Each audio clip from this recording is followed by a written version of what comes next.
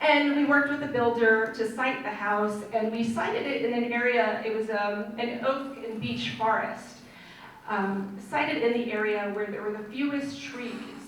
My mom really likes to preserve trees. She's not a nature person.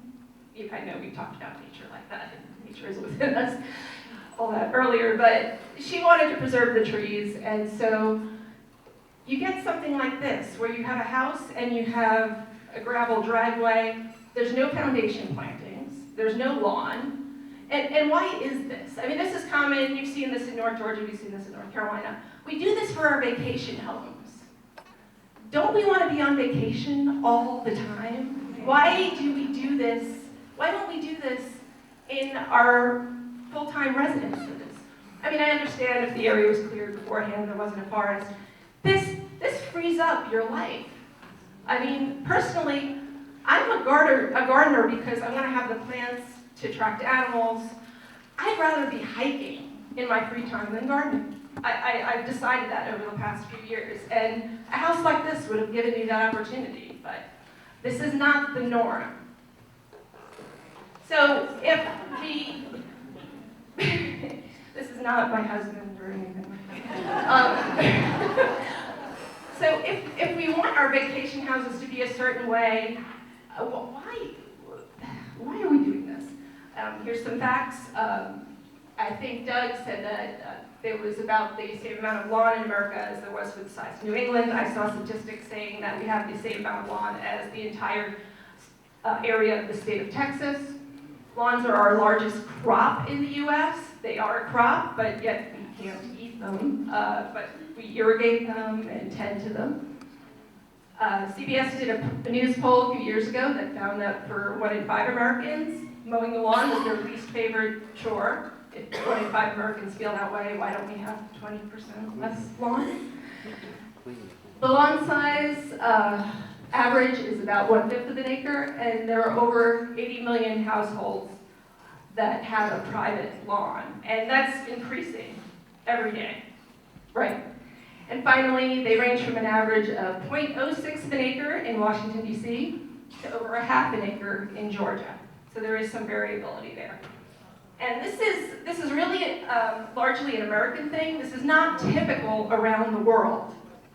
It is common in Canada and Australia, but this is not the norm. This is not normal. Just, okay. Well, this is what you see as normal as being around here. And this is a subdivision in Locust Grove that I had a friend take a picture of for me. And this is what we see, this is what we're used to. I think this one's actually a little nicer because there's a sidewalk in that area. I don't have a sidewalk in my neighborhood. But this is the norm. But why are we still doing this if this isn't our favorite thing?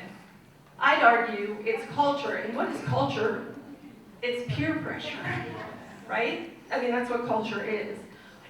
It had a function at one point in time. I can go into the whole history of lawns, which I could do a whole other talk on, but we're not going to go there. But it's peer pressure, and peer pressure for a variety of areas. And there's nuances to this. American mobility. We are a very mobile nation of people, or we have been at least for the last 100 and 150 years.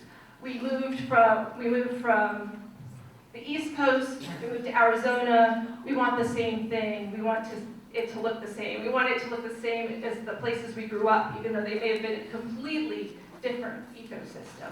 And we bring these things where we go, just like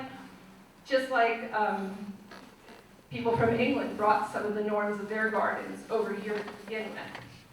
We have a desire for simple landscapes, and we did have a desire for that for a couple of reasons. One is for maintenance reasons. We like things to be relatively simple.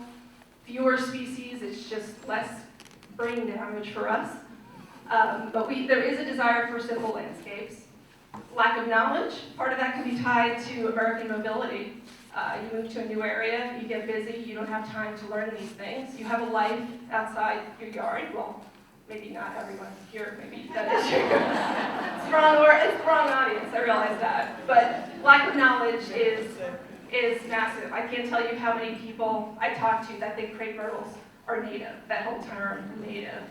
They see it everywhere. I had a conversation with my mom years ago, telling me, when I told her that honeysuckle wasn't native, and I was referring to the Japanese honeysuckle, and she said, "What do you mean it's not native? It's all over Brooklyn." So, look, you paid for my degree. Listen to me. Listen to me. Marketing. Kevin talked about marketing, and he did talk a little bit about Scott's. We're receiving information. I just received something from Ace Hardware about your lawn, this and that, recently. So that's ongoing. Zoning codes, something you don't necessarily think about. The U.S., we have setbacks for where we can put our houses. In other countries, their houses are not set far as back in the suburbs from the street as ours are. And so our houses are set back, and if it was a farm previously there's this blank space in between. Now, if you have a blank space in between, it costs money to put things in that area. Seed is a lot cheaper than investing in plants, and it's just a lot quicker. So the way the zoning codes feeds into it, economics, like I was talking about, the cost of things, grass seed is a relatively cheap thing to do up front for a builder. And so they're going to do what's cheap and easy to get it up so they can make a profit. Finally, going back to the peer pressure thing, civic duty, moralistic duty. I can't tell you how many friends I have that say, "Oh, I feel so bad, I haven't gotten around to mowing my lawn, I must look terrible." It's because we consider our lawns in our neighborhood the public space. And I just find it ironic. You could be a heart surgeon, you could be Mother Teresa, and you let weeds grow up in your yard, and people are going to see you as a bad person. I mean, it's ridiculous. It's ridiculous, but there are lots of ridiculous things. But obviously, this one gets me. So it's seen as being a good duty to have a kept up yard. You're doing your part for everybody in the neighborhood. You are a good person, you're a good American if you have a nice lawn. So in case you needed more reasons to reduce your lawns, you may have seen this slide before. Yes, these are prairie roots, but I'd argue that many of our native plants have much more significant root systems than turf does.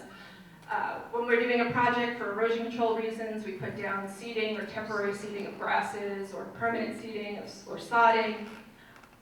It's still not as good as established plantings. It's never going to be as good as that. And all the added benefits that these root systems bring with them, aeration of the soil, absorption, that kind of thing.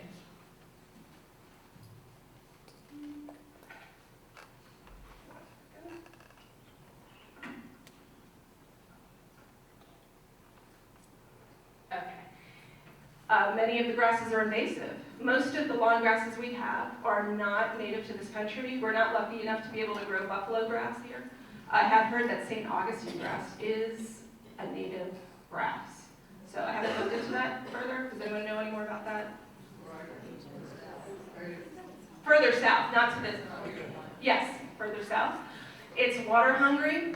The amount of emissions that you generate when you're mowing your yard or using yard equipment is much greater than it is, per capita than driving your car. And it's a habitat desert, as we saw before. Now, there are some areas of the country that are getting it, and it's largely generated, just like someone had in the slide earlier, showing the drought in Georgia. I think it was Jennifer. California, obviously, big issues with drought there. Doesn't make sense to have lawns in California. They have rebate programs in Southern California where they pay you to rip out your yard and put in a drought-tolerant landscape. And by drought-tolerant, I mean native and adapted plants. It doesn't have to be all native. It's not that strict. I did this for a friend of mine who lives in Orange County. She came to me and I said, okay, well, I don't really know my California plants. That's different, but I'm willing to try this. So I did some research for her, and I worked with her remotely and did a landscape plan for her yard that her husband installed. You have to submit the plan up front, and then they come and inspect it, make sure it was installed and was reasonably similar to the plan, and they give you money because it's worth it not to have the strain on their water system. So where do you start? It's kind of overwhelming, and I know everyone has varying size yards. So I'm not going to start with plants. I'm going to start with laws and culture. And I know that looks really boring, and but the truth is that your landscape isn't going to be sustainable unless it fits in with the laws and the culture. And there may be some incremental changes that need to happen before everyone's fully on board with this, but you need to start with your local code regulations. As we know, ignorance of the law does not excuse you when you violate it. You can't say, officer, I didn't know the speed limit was 50 miles an hour, so I just 60. So start with your local code requirements. And these are easily found online. There's a system called Unicode. I use it for work all the time. This is a sample of Gwinnett County's requirements. And in bold, it mentions that you need to maintain your property free from grass, weeds, or other uncultivated vegetation in excess of 12 inches in height. This includes all rank vegetative growth, such as kudzu, yes, kudzu bad, poison ivy, native, Jimson weed, native somewhere, and plants with obnoxious odors, that's subjective. No skunk cabbage, and other similar unsightly growth. So these regulations are fairly subjective, right? But you need to know this, and here it actually has exceptions to this if you have a property over a certain size or if you're zoned a certain way. But these vary a lot from place to place. If you have made the decision to live in an area that has a homeowners association, as they say in the South, bless your heart, I couldn't do it personally, but they have their role and they are common, especially in the metro Atlanta area and the cities in our state. But you need to be aware before you start doing things here. This is just a sample I found from a homeowners association. And this kind of scares me. Basically, they can notify you, and within 10 days, they can come onto your lot and mow, remove, clear, cut, or prune your underbrush, weeds, or unsightly growth.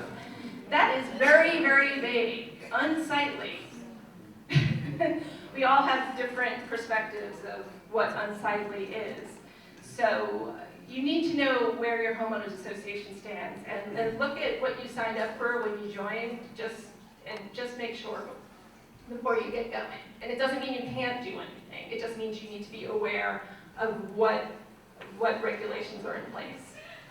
So there is information online and tips about dealing with homeowners associations. The first thing to do is to talk, to bring it up.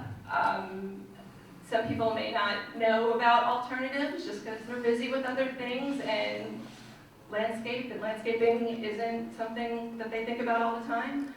Cite examples of water-wise yards or certain programs in place, or cite things that other communities have done.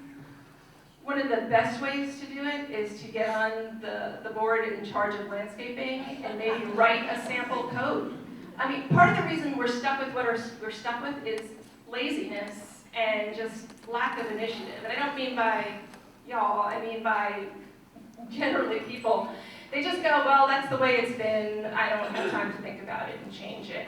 But if you get involved, and maybe you get another neighbor who's interested, come up with some language that gives more flexibility. Because homeowners associations shouldn't be static, right? They should change with the times, and you really need to get into it. And it's a commitment, and I realize that, but it's one way to get in.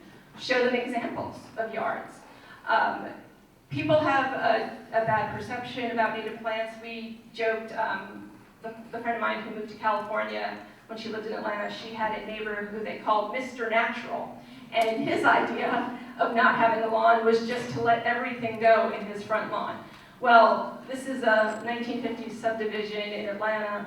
You get privet, you get ivy, you can't just let it go. That's not an option. So, but that's what your homeowners association might think you want to do. And they're afraid of that. And I mean, I don't want to see that. Like, it looked bad. Mr. Natural's yard did not look good.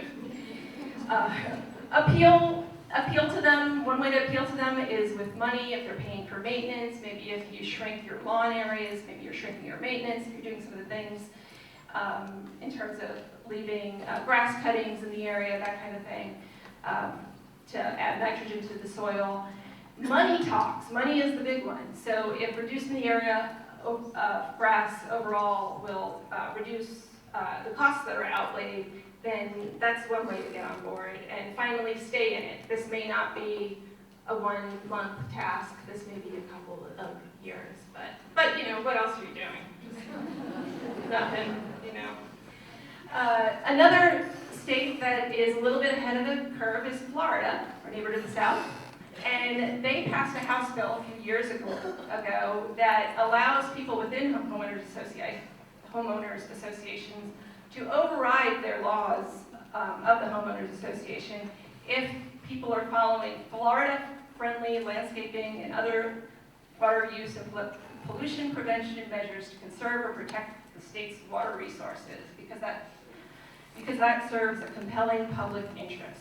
So Florida realizes that lawn care generates pollution. They get into periods of drought in some of the areas there. And so there were a number of lawsuits going on about xeriscaping, which people have heard of. I won't get into that. And it's not zero-scaping, it is xeriscaping, just so you know, not zero with a Z. But Florida is a little ahead of the curve on this, and I'd like to see Georgia do something like this too. Talk to your neighbors. If you don't live in a homeowners association, and even if you do, talk to them. This is fantastic. There is a play in Pasadena called Native Gardens, and it's directed or produced by Jason Alexander from Seinfeld, Costanza.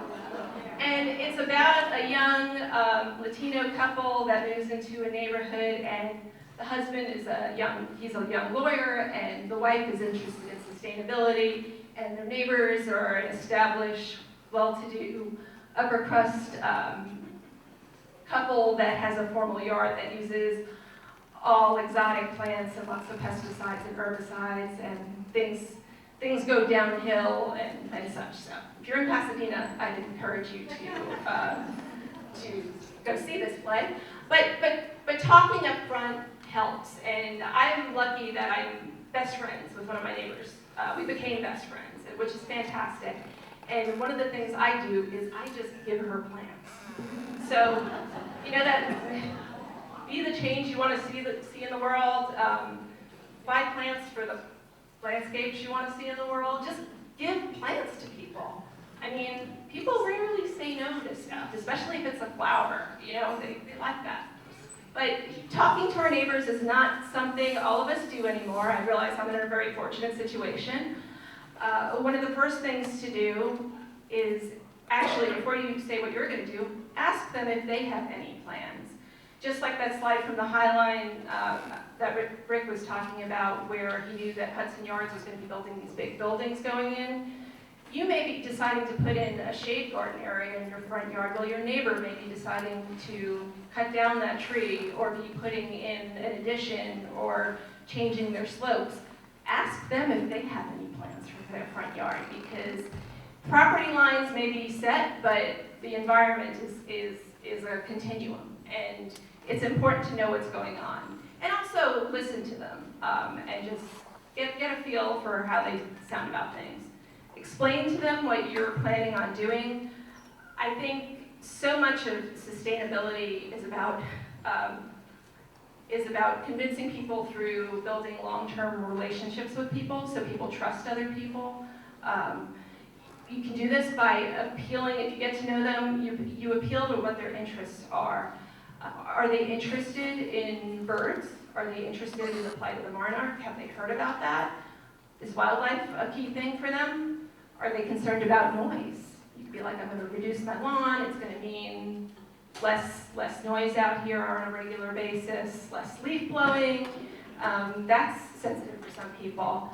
And finally, the human health angle is big as well. Do they have children? Do they have grandchildren?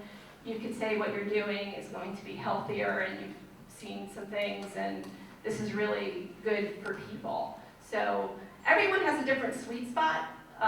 Some people don't care so much about wildlife, but they really care about their grandkids playing out in space, or their children. So if you get to know somebody and figure out what you can appeal to, that is very useful. Going back to that. Okay, so we've talked about laws and culture. Now you'd like to get started. So another disclaimer here, this is not a Georgia house. This is my friend's house in Portland. These are my two West Coast friends, but I picked this house because it was a neat little area to show, and it was a good example, and actually she does want to redo her yard, but it's nothing not similar to what we would have here in Georgia. So keep that in mind. You can tell it's Portland because there are solar panels on the house. So when you're getting started, you could actually take a picture of your front yard. You can use Google Maps if you have property plats of your yard. All those things are useful. There's not one right or wrong way to do it. If you're not doing a lot of earthwork or any kind of severe grading or paving surfaces, if you're just starting to do some base landscaping that doesn't impact trees too much, these are all fine ways of doing it just for yourself. Site inventory. You may have lived in your house for 20 years, but you may never have looked at the landscape objectively. You know, you get used to things just because of your day-to-day, and you may not be able to see things. So you want to just sit down and look at it. You want to look at what your front yard looks like to begin with. How much lawn do you have? Do you know where your north, south, east, west areas are? I would hope you do, but maybe not. You could be busy with other things, I guess. Know what plants you have in your yard. What are the good ones? First thing, what invasive plants do you have that you need to get rid of? Look at those, your fence lines, your property lines, your utility lines. All those things are important. And also areas that you park. Where are those areas adjacent to your yard?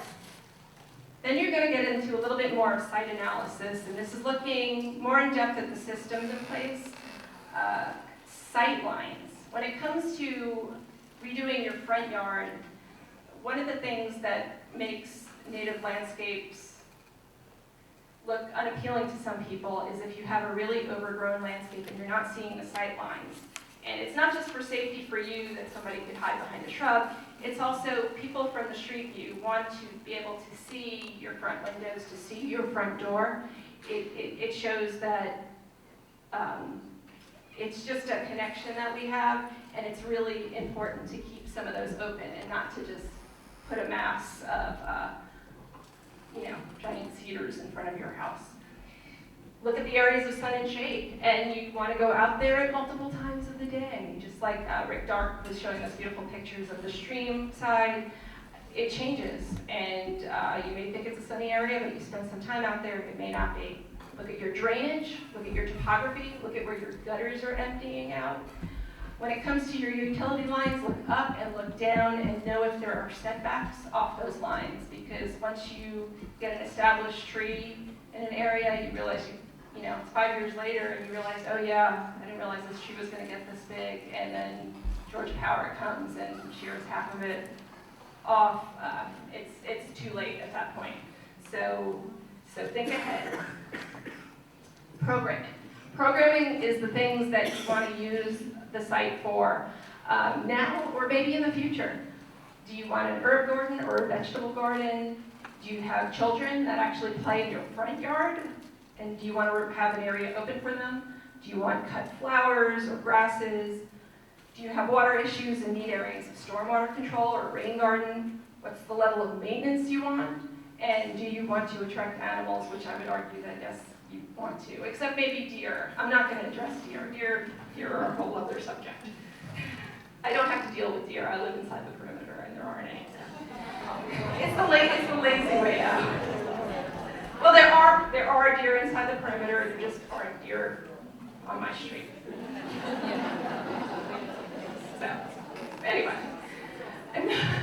another way when you're getting started is to look at your pathways. As somebody that works on a lot of public projects, it's always the joke that we should put in the sidewalks after the whole project is done, because you want to see where people actually end up walking. Everyone knows that on a college campus, you put in all these lines, and then people go. ruin it. But know where your pathways are, know where you get out of your car and you're going to trample. A little story about that. Know where your fence line, your gate access is, where you have to go to access your hose bibs, that kind of thing. And of course, coming and going into the inside of your house. Now, you can start off by enlarging the borders, which odds are you have some kind of border planting in your yards to begin with in some way, at least a foundation planting in front of the house. What you can start doing is start slowly enlarging those areas. And you have to be mindful of what height of plant you put in those areas. You need to know how far you ultimately want to bring those beds out. But one way is to just start shrinking from the outside in, or alternatively, you can make islands and start shrinking from the inside out. I always tell people that the easiest way to shrink your lawn is to just by putting a tree in it with a big mulch ring in it. And first of all, you should not be growing grass right up to the base of your tree. It's bad for the tree, it competes with it, and it also presents hazards when you're trying to mow around it, potentially damage the tree. But that's one of the easiest ways. Of course, if you're planting a tree in your yard, make sure you're not planting it over your main water line and not under your power line.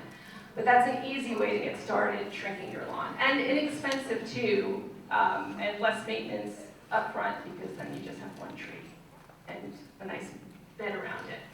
Hopefully not circular, and not a mulch volcano, no mulch volcanoes. Think about lawns to remain. I really hate lawns, but they do have a purpose, or they can have a purpose. What I hate is lawns that don't have a purpose.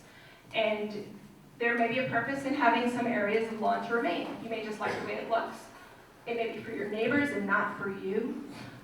Or it may be a usable space. So think about what areas you want your lawn to remain in.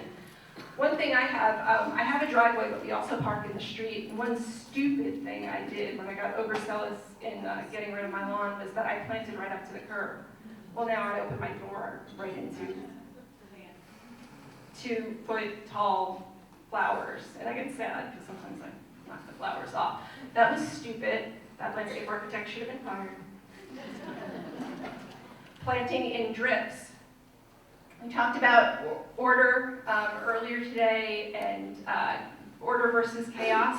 Well, in your front yard, I would side on the more cultural expectation of order a little bit more than in your backyard, because it is more of a public viewing area. And once again, if these landscapes are to be truly sustainable, they need to be accepted. Because if you're getting heat about your yard, it's not going to stay that way unless you are very stubborn. But you want this yard to be there not just for you, but for the next homeowners.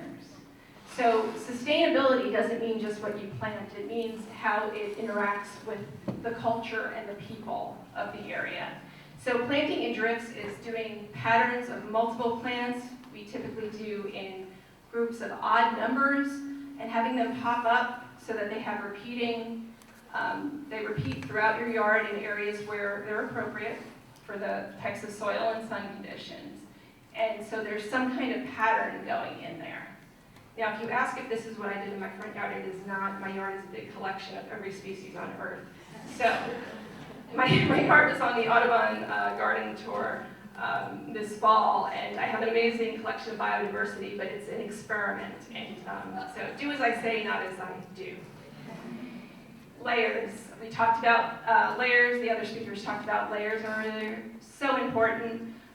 The animals need different layers for different activities in their day and different parts of their life in terms of areas for breeding, areas for cover. It's important to have layers and not just to have a ground layer and then trees. So you can have all the native trees, but if there's nothing in between, that's not really doing a service to the wildlife. And of course, seasonality. And seasonality can mean a number of things. It can mean having plants that get great berries, like winterberry holly, or flower in November, such as witch hazel.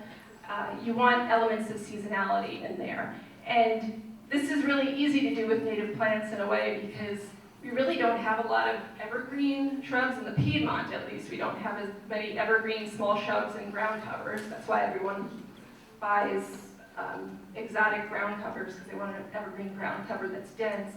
So seasonality is very easy with natives because they evolved with the animals, so they present things in different seasons. Oh yeah, I did some fancy kind of little thing there where it shows that. I forgot about that. Cues of care. This is also very important, and Jennifer touched upon this in her talk when she was talking about the edging. Also, it's important in regular traditional landscape design, but it's very important in landscaping with natives. And what you want to show is intentionality. You want to make sure you're not Mr. Natural who just let everything go. You want to make sure that people know that you're doing this on purpose. And that can include putting in container plantings that are a little bit more manicured within your landscape structures, such as arbors or trellises, fences, light elements. Apparently, that's just an unconscious signal to other people, you know, the white picket fence. If you take care of it, that's the signal that you're keeping up with things.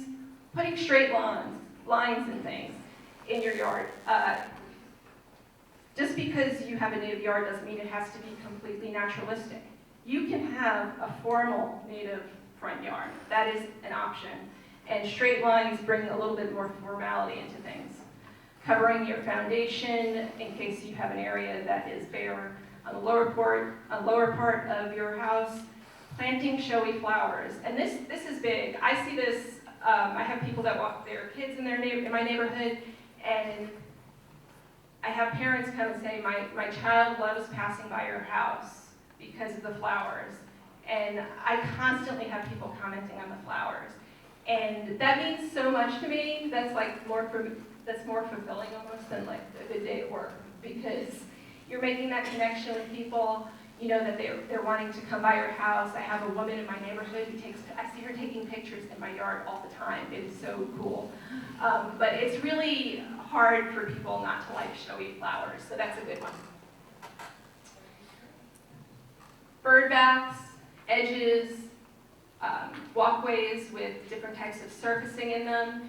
And as I said before, you don't have to get rid of all of your lawn. Just cutting it back to minimal areas is helpful. And this is not a residential landscape, but this is a great example on the left side here of a very much native garden that has this nice border and walkway in it.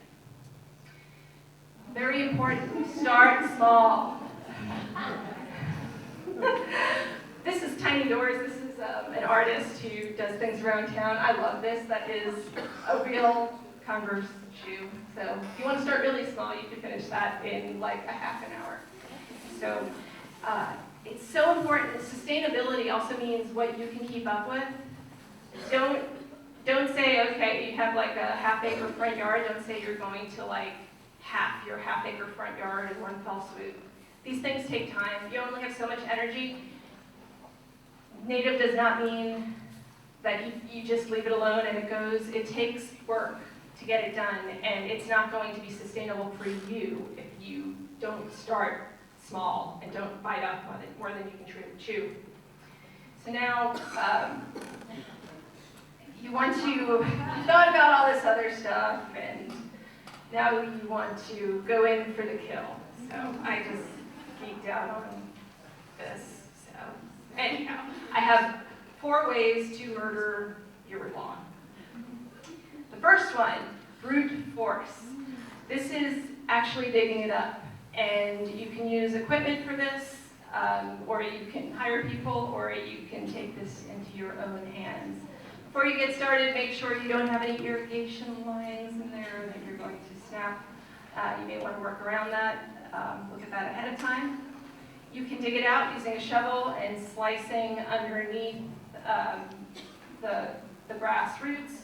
It's best to do this in the winter. If nothing else, it's cooler outside because this is hard work. If you can do it in strips and roll and remove it, that's great too. Be careful where you put your grass depending on what kind it is so that it doesn't start resprouting somewhere else where you didn't want it. But this is one way of doing this, and we've sort of slowly done this in much of our yard. If you don't, you need to start small if you're going to do it this way, unless you have a lot of energy. So this is another, it burns, this is murder. Okay. So that felt flat. Okay. Solarization is another option. And this one, if you do this, you definitely need to talk to your neighbors ahead of time because they're going to be like, what are you doing? You're going to want to do this in the summer because you need heat. Before you get started, you're going to want to trim your grass down as low as possible. Then you add water to it. You're going to add a couple of layers of newspaper and make sure those are weighted down. Then you put clear plastic over it, and you're going to want to make sure all this is sealed up. Don't leave gaps where you get little lines of things. Then you're going to let it sit and cook for 4 to 6 weeks, which I realize is a long time to have a bunch of plastic sitting on your lawn. So it is an option. It depends on the size of the area that you want to do. After 4 to 6 weeks, you're going to get in there and do some hard work. You're going to cut through and turn it over. Then you're going to add compost or manure. Then you're going to let it recover for about 1 month. And then you will be ready to get started with planting in the area.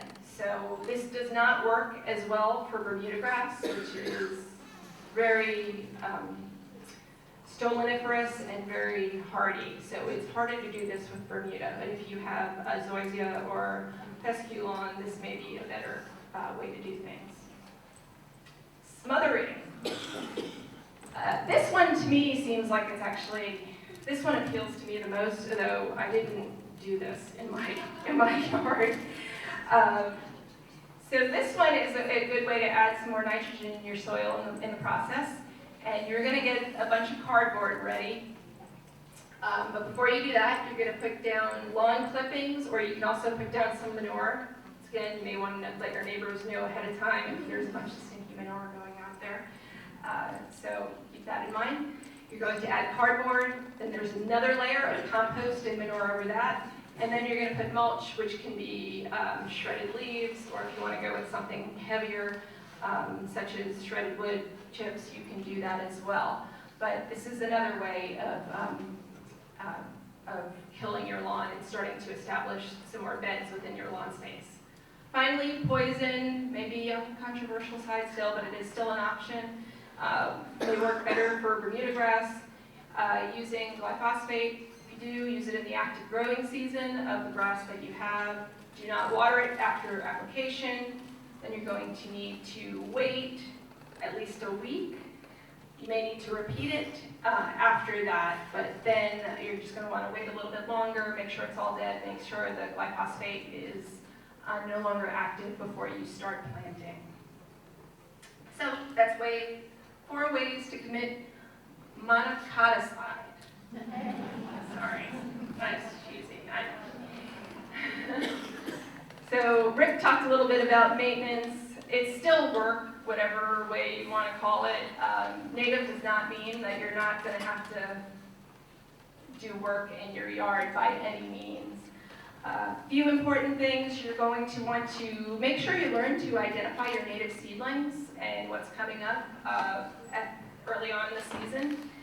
And also learn to distinguish what a weed seedling is from a native seedling. And you're going to want to pull out those weed seedlings early on so they don't get big and they don't get to be a problem. I still to this day have little Bradford pear babies, little Mantina babies, little blackberry babies, the bad blackberry coming up in my yard. You're going to need to think a little bit differently about the way you maintain. You're going to want to leave some of the seed heads up. Now, you don't necessarily have to leave everything up. It's great if you can. But if for the purposes of just making your neighbors a little bit happier, you want to do it selectively. Take away some of the ones that may look messy to other people and keep some other ones. You can do it that way. Leave the leaf litter in there. Don't get rid of your leaf litter. That's been hammered home today. It's not leaf litter, I'm sorry. It's leaves.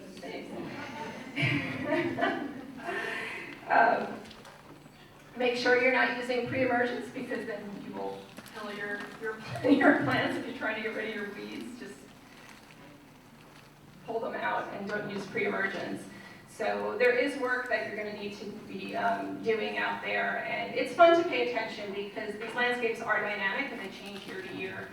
So it becomes very interesting to see how they change over time. And this is my front yard a few years ago. It looks a little bit different from this right now, but it has changed so much in the 15 years I've lived in my house. It's different every year. Mowing and mulching and perceptions of care. If you do have lawn left, please mow it. You can mow it a little bit on the high side, but it's all the more important that you mow the lawn you do have left for these perceptions and to make sure it's an acceptable landscape in your neighborhood and by your neighbors. Once again, keep up with shredded leaves, using them as mulch over time, and trim things back judiciously. Just keep an eye on things, prune things selectively to make everyone happy. So finally, it's also a cue of care to see certifications in your front yard. Of course, the native plant habitat certification through GMPS is the first one you should go for. Wildlife Federation has one that's fairly easy to get, the wildlife habitat one. It's a simple way of getting a certification. Monarch way stations, if you're planting plants that are appropriate for monarchs. These all show cues that what you're doing is intentional, and it's a lot harder for somebody to argue with something that is being done intentionally. So just literally 4 favorite front yard plants. Itea, this is a great plant for a shrub of massing. It has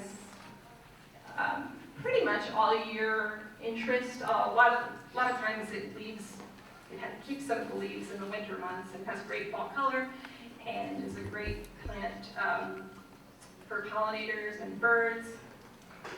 Serviceberry is a great small tree and an alternative to a crepe myrtle. I realize it is not as bright, but I consider that a good thing. But it does get berries that are edible both for animals and for people, so there's an added bonus there.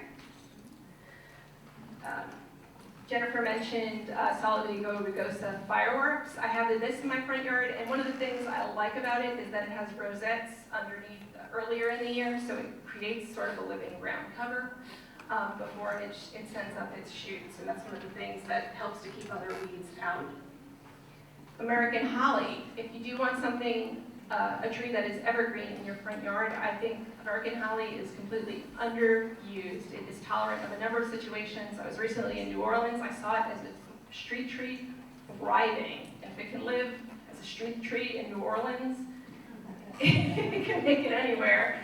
And what's nice about American holly compared to the Chinese hollies is that it's a little looser, it's a little bit more open, so it's not going to create a complete screen in your front house like many of the Asian hollies would do. And finally, the sedges. If you have areas of shade, there are sedges for both dry shade and wet shade. I've been experimenting more with sedges in my yard. It's my mission in life to find an alternative to liriope or liriope or whatever you want to call it. One thing sedges don't seem to take is the abuse of sun that some of the liriope people take, but experimenting with them as alternatives in some of the shadier areas. And they're a plant that actually has wildlife benefits. So finally, more sex. These are the milkweed beetles. And I just wanted to say there's no reason that front lawns still need to be the norm. They really are an outdated relic of our past that we somehow keep propagating in our culture. And it's really time for them to just be scaled down to the appropriate areas where they need to be. Children don't need front lawns or backyard lawns to play in. Kids were fine playing in the woods and other areas before that. I don't know where that came about, but the more natives we have and the less lawn space we have, the happier beetles we have in there. Those look like really happy beetles. So, thank you.